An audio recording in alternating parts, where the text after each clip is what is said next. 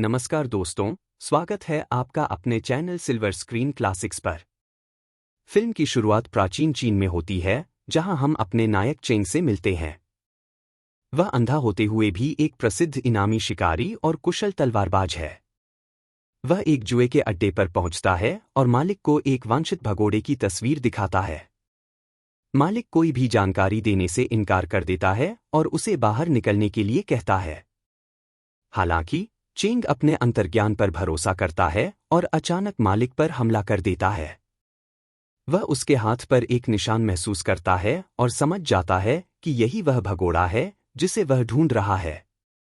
Cheng जल्दी से उस व्यक्ति का काम तमाम कर देता है, जिससे गार्ड्स उस पर हमला कर देते हैं। हालांकि संख्या में अधिक होने के बावजूद चेंग अजेय रहता है और सभी को बुरी तरह घायल कर वहां से निकल जाता है। अगले दृश्य में हम 10 साल की एक अनाथ लड़की शियाओ और उसके छोटे भाई से मिलते हैं। बच्चे कुछ खाना चुरा रहे होते हैं और भागने की कोशिश करते हैं जब उन्हें कुछ गुंडे पकड़ लेते हैं। हालांकि शियाओ बहुत बहादुर लड़की है और इन आदमियों से नहीं डरती। वह उनमें से एक को काट लेती है और उसके चेहरे पर थूक देती है। यह देखकर गुंडा गुस्से में आकर उस पर चाकू से हमला करता है, लेकिन इससे पहले कि वह उसे चोट पहुंचा सके, चेंग वहां आ जाता है और उस पर ईंट फेंकता है। वह यह सब बड़ी सटीकता से करता है, जबकि वह अंधा है। चेंग को देखकर गुंडे डर जाते हैं और तुरंत वहां से भाग जाते हैं। शियाओ उसे एक सेब देने की पेशकश करती है, लेकिन वह इसे ठुकराकर चला जाता है। शाम को शियाओ अपने पड़ोसी के घर में चोरी करने के लिए घुसती है, लेकिन उसे रसोई में खाना बना रही एक युवा महिला पकड़ लेती है। छोटी लड़की उसे एक छड़ी से धमकी देती है और उसे चोट न पहुंचाने के लिए कहती है। हालांकि महिला दयालु प्रतीत होती है और उसे अधिक रोटी की पेशकश करती है। बाद में जब शियाओ जाने के लिए आगे बढ़ती है, तभी कुछ गुंडे अचानक घर में घुस आते हैं। उनके बॉस का नाम ज्यू लांग है, जो तुरंत सभी को बंधक बना लेता है, जिसमें वह दयालु महिला भी शामिल है। पता चलता है कि उसने हाल ही में अपनी पत्नी की हत्या की थी और वह महिला उसकी पत्नी की बहन थी। चूंकि परिवार उसकी शिकायत करने की कोशिश कर रहा था, इसलिए ज्यू लांग उन्हें मारने के लिए आया है। जल्द ही उसके गुंडे एक एक करके परिवार के सभी सदस्यों पर हमला करना शुरू कर देते हैं। उन्हें मारने के बाद ज्यू लांग उस युवा महिला के पास आता है और उसे अपने साथ चलने के लिए कहता है। वह वादा करता है कि वह उसे एक राजकुमारी की तरह रखेगा, लेकिन महिला इनकार कर देती है और उस पर हमला करने की कोशिश करती है। इससे वह पागल हो जाता है और बार बार उसे चाकू मारता है, जब तक कि उसकी मौत नहीं हो जाती। इसी बीच शियाओ ने पूरी घटना को एक घास के ढेर से देखा होता है। जब गुंडे ध्यान नहीं देते तो वह भागने का मौका तलाशती है, लेकिन वे अंततः उसे देख लेते हैं और उनमें से एक, जिसका नाम याओ है, उसका पीछा करता है। रास्ते में वह चेंग से मिलता है, जो नशे में धुत होकर उल्टी कर रहा होता है। याओ सोचता है कि वह सिर्फ एक अंधा आदमी है, इसलिए वह उसे नजरअंदाज कर देता है। कुछ क्षण बाद चेंग अपने घर लौटता है और पाता है कि शियाओ अंदर छिपी हुई है। वह गुंडों को घर में घुसते हैं। स्थिति की गंभीरता को समझते हुए वह जल्दी से छोटी लड़की को उनसे छुपने में मदद करता है। गुंडे पूरे घर की तलाशी लेते हैं, लेकिन वे उसे खोजने में विफल रहते हैं। जब वे घर से बाहर निकलते हैं तो उन्हें बाहर एक और बच्चा मिलता है, जो शियाओ का भाई है। उसके जूते उसके जैसे ही होते हैं, इसलिए गुंडे मान लेते हैं कि यह वही बच्चा है जिसने उन्हें देखा था। ज्यू लांग फिर बच्चे को पकड़कर घोड़े पर रख देता है। डरा हुआ बच्चा तुरंत अपनी बहन को बुलाने के लिए सीटी बजाता है, लेकिन जब तक वह आती है तब तक बहुत देर हो चुकी होती है। गुंडे उसे घोड़े से गिरा देते हैं और उसे घोड़ों के खुरों से कुचल देते हैं, जिससे उसकी मौत हो जाती है। अगले दिन सुबह दुखी शियाओ चेंग से मिलती है और उससे अपने भाई का बदला लेने की विनती करती है। उसने चेंग की लड़ने की क्षमता देखी है और मानती है कि सिर्फ वही उसकी मदद कर सकता है। हालांकि चेंग स्पष्ट कर देता है कि वह कोई साधारण भाड़े का सैनिक नहीं है और वह केवल वांटेड भगोड़ों को ही मारता है। शाम को चेंग पूरे दिन इनामी शिकार करने के बाद घर लौटता है। उसकी हैरानी की बात यह है कि शियाओ उसका इंतजार कर रही होती है और वह बताती है कि उसने एक वांटेड पोस्टर तैयार किया है।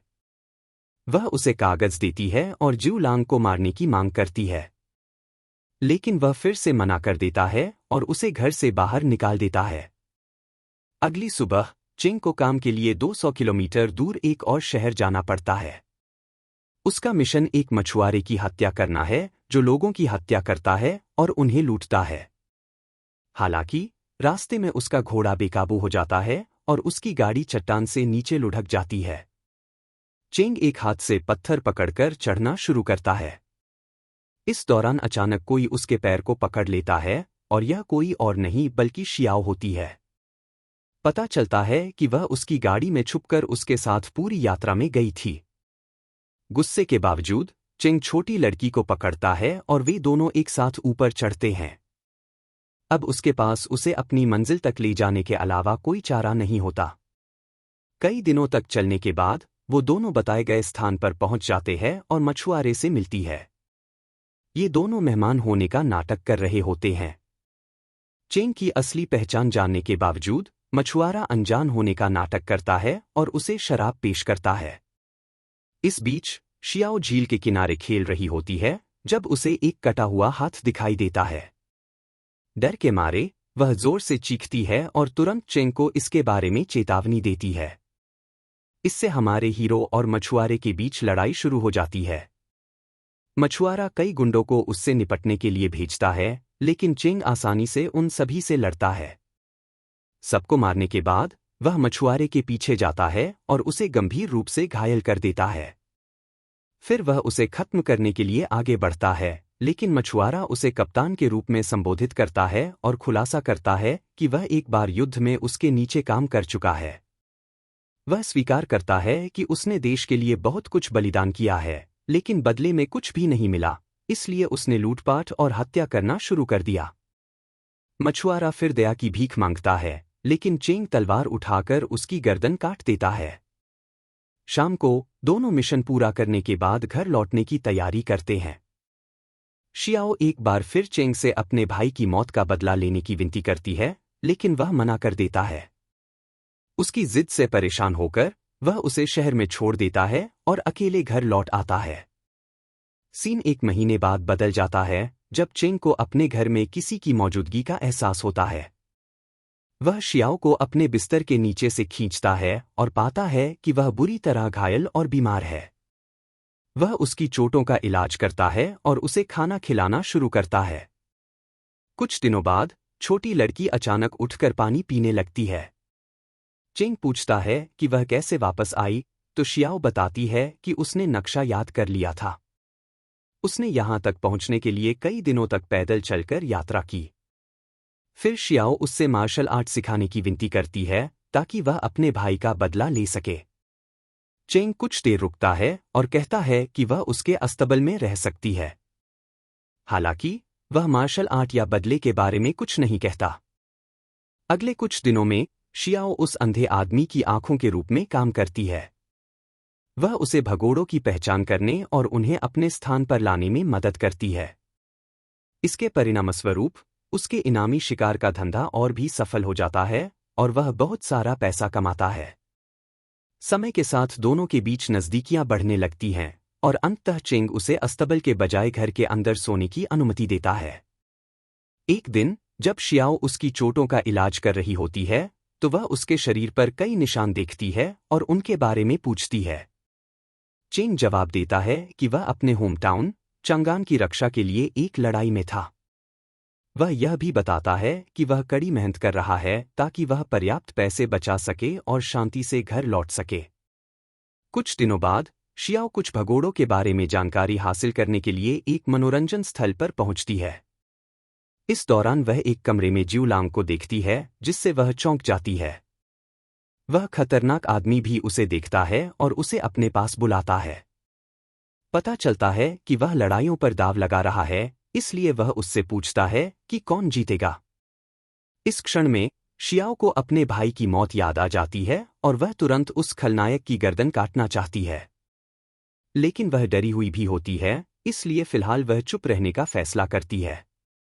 जब वह घर लौटती है तो चेंग उत्साहित होकर बताता है कि उसने उसके लिए एक ऐसी परिवार ढूंढा है जो शराब बनाता है। वह समझाता है कि शराब बनाने वाले लोग एक अच्छा जीवन जी सकते हैं और वह परिवार उसे बहुत प्यार करेगा। पता चलता है कि उसे लेने के लिए पहले से ही एक महिला आई हुई है। चेंग छोटी लड़की को गाड़ी में बैठाकर जाने के लिए मजबूर करता है। हालांकि वह जल्दी से नीचे उतरती है और बताती है कि उसने उस आदमी को देखा है जिसने उसके भाई की हत्या की थी। उसकी नाराजगी को सुनकर चेंग आखिरकार उसे मार्शल आर्ट सिखाने का फैसला करता है। अगली सुबह से ही वे अपना प्रशिक्षण शुरू कर देते हैं। सबसे पहले वह उसे बिना व्यक्ति को एहसास कराए उसके गले पर ब्रश से निशान लगाने का तरीका सिखाता है। चेंग कहता है कि अगर वह इसमें महारत हासिल कर लेती है तो वह निश्चित रूप से ज्यू लांग को मार सकेगी। वह उसे एक पेंटिंग ब्रश देता है और उससे खूब अभ्यास करने के लिए कहता है। शियाओ जल्दी ही इस तकनीक में महारत हासिल कर लेती है। इस दौरान चेंग उसे लड़ाई के कौशल भी सिखाता है जिसे वह दिन रात अभ्यास करती है। एक दिन जब शियाओ घर पर अकेली होती है, याओ एक बूढ़े आदमी के साथ अचानक वहां आ जाता है।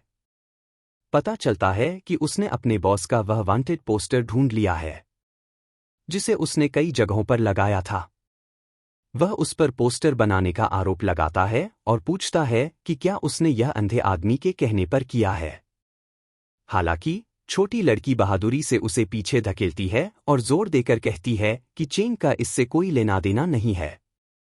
गुस्से में याओ उस पर हमला करने की कोशिश करता है, लेकिन चेंग समय पर आ जाता है। फिर दोनों के बीच भयंकर लड़ाई होती है और आखिरकार हमारा हीरो याओ को मार देता है। इसके बाद वह उस बूढ़े आदमी की ओर बढ़ता है जो भी उन गुंडों में से एक है। चेंग उसे पीटता है और उसे मारने ही वाला होता है, लेकिन शियाओ उसे रोक देती है।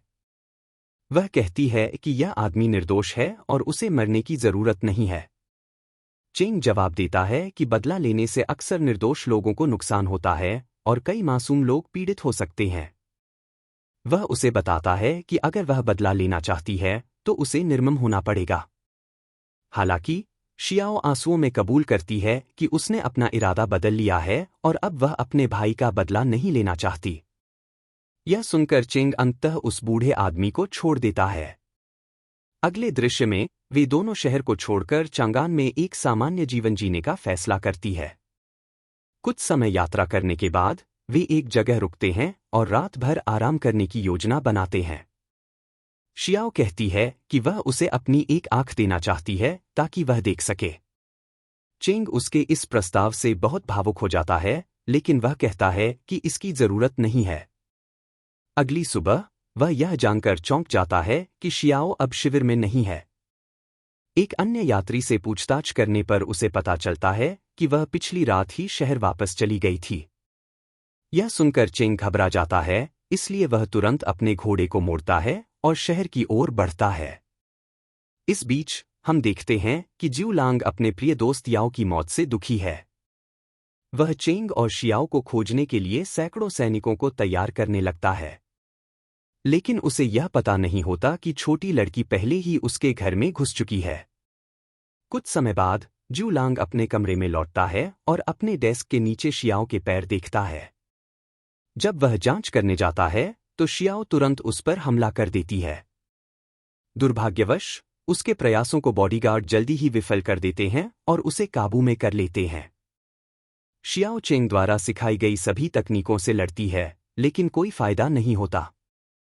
फिर ज्यू लांग उसे एक मुट्ठी भर पाउडर ड्रग्स खाने के लिए मजबूर करता है, जिससे उसे खून की उल्टी होने लगती है। इसके बाद वह उसे मारने की कोशिश करता है, लेकिन चेंग समय पर वहां पहुंच जाता है। शियाओ उसे देखकर रो पड़ती है और उसे गले लगा लेती है। इस मौके का फायदा उठाकर ज्यू लांग वहां से भाग जाता है। कुछ ही क्षण बाद वे दोनों नीचे जाते हैं, जहां उन्हें भाड़े के सैनिकों का एक समूह मिलता है। चेंग अपनी अद्भुत तलवारबाजी का कौशल दिखाते हुए एक के बाद एक हमलों का सामना करता है। अपनी पूरी ताकत झोंकने के बावजूद सैनिकों की संख्या बढ़ती रहती है और अंततः वे दोनों चारों ओर से घिर जाते हैं और उनके पास कोई रास्ता नहीं बचता। शियाओ घबराने लगती है और तनाव के कारण बेहोश हो जाती है। चेंग फिर उसे अपनी पीठ पर उठा लेता है और पूरी ताकत से लड़ता है। अंत में वह गंभीर रूप से घायल हो जाता है, लेकिन किसी तरह पूरी सेना को हरा देता है। फिर वह ज्यू लांग का पीछा करता है और दोनों के बीच एक भयंकर लड़ाई होती है। जल्दी ही स्पष्ट हो जाता है कि विलन भी एक कुशल योद्धा है। एक लंबी और भयंकर लड़ाई के बाद वह चेंग को कई बार बेरहमी से चाकू मारता है। इससे हमारा हीरो खून से लथपथ जमीन पर गिर जाता है। ज्यू लांग फिर उसे खत्म करने की कोशिश करता है, लेकिन शियाओ अचानक जाग जाती है और उसके पैर को पकड़ लेती है, जिससे वह हिल नहीं पाता। इस मौके का पूरा फायदा उठाते हुए चेंग किसी तरह उठता है और ज्यू लांग के गले में छुरा घोंपकर उसे मार डालता है। इस घटना के बाद चेंग बेहोश हो चुकी शियाओ को अपनी गोद में उठा लेता है। वह उसे कसकर गले लगाता है और उसके बालों को सहलाता है। चेंग उससे कहता है कि उसने उसके भाई का बदला ले लिया है, इसलिए अब वह उसकी जगह उसके होम टाउन चली जाए। कुछ ही क्षण बाद वह अपनी चोटों के कारण दम तोड़ देता है।